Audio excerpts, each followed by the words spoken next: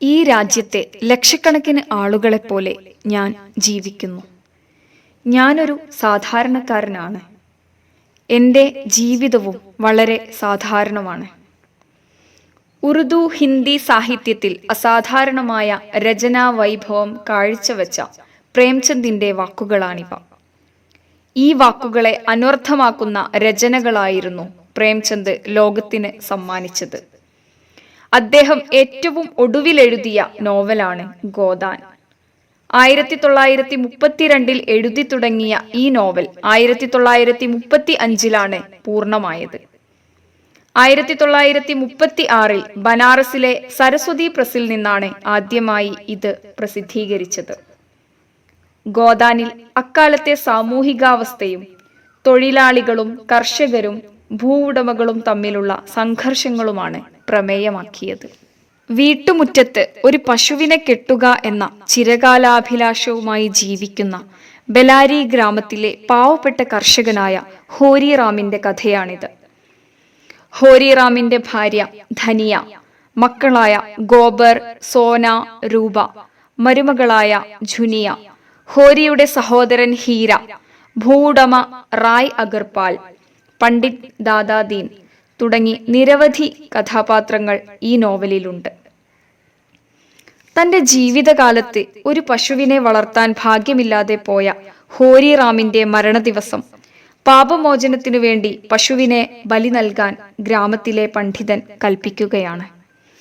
മഹാരാജ്, ഘർ may ന ഗായ് ഹെ, ന ബച്ചിയ, ന പേസ, യഹി പേസെ ഹെ, യഹി ഉൻകാ ഗോദാൻ ഹെ.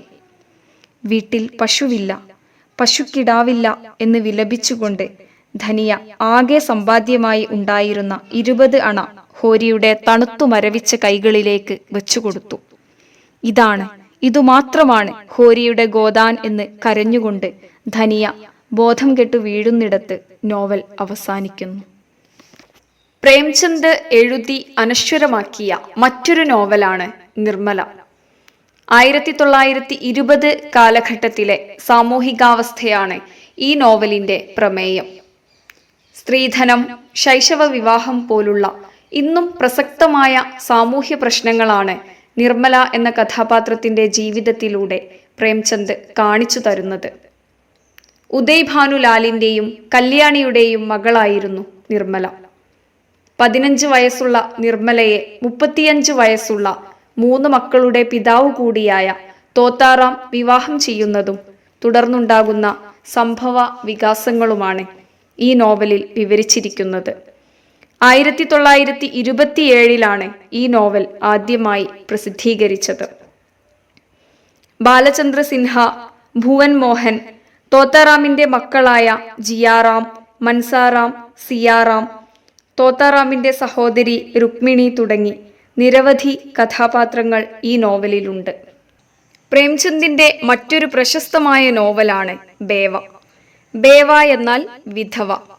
വിധവകളുടെ പ്രശ്നങ്ങളാണ് ഈ നോവലിലുടനീളം ചർച്ച ചെയ്യപ്പെടുന്നത്.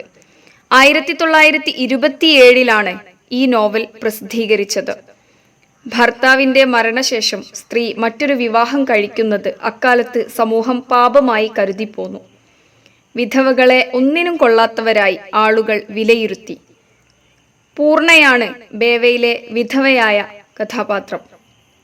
പൂർണ്ണയുടെ ഭർത്താവായ പണ്ഡിറ്റ് ബസന്ത് കുമാർ ഗംഗയിൽ മുങ്ങി മരിക്കുന്നതോടെയാണ് സാമൂഹിക പ്രശ്നങ്ങൾ ആരംഭിക്കുന്നത്.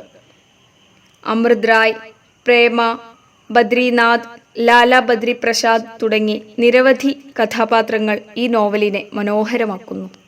ഗോദാൻ, നിർമ്മല, ബേവ ഈ നോവലുകൾ കൂടാതെ അസ്രാറെ മാബിദ്, ഹം ഹുർമ വഹം സവാബ്, കിഷ്ന, റൂഠി റാണി, ജൽവയെ ഈസാർ, ബാസാറെ ഹുസ്ൻ, ഗോഷെ ആഫിയത്ത്, ചോഗാനെ ഹസ്തി, പർദെ മജാസ്, ഗബൻ, മൈദാനെ അമൽ, മംഗൾസൂത്ര തുടങ്ങി 12ഓളം നോവലുകൾ പ്രേംചന്ദിൻ്റെതായിട്ടുണ്ട്.